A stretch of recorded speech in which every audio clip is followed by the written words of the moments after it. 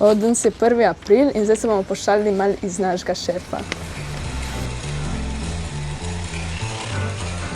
Zdaj gremo pa pogledati, če kaj pravijo v Gorici, kaj bodo tisti dan naredili. Imate kakšno idejo ali pa se vam je že kdaj v preteklosti kaj zgodilo, kakšna taka šala, da bi se kdo kaj nafrknil, ali pa imate vi kakšno idejo, kako bi vi koga malo se pohecali z njega? Niti ne. Ne prakticirate tega?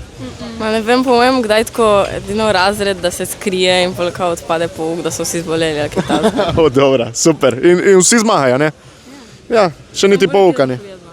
Prosim? Bolje učiteljica folijezna. Ja, no, vi imate polepšene. Mislim, ne šelov, da se bomo pa še kaj spomnili. Ja, matura, nimamo cajta za šale. Ja, se strinjam s Hano. Sigurno. Ne samo eno, malo več. Ja. Itak.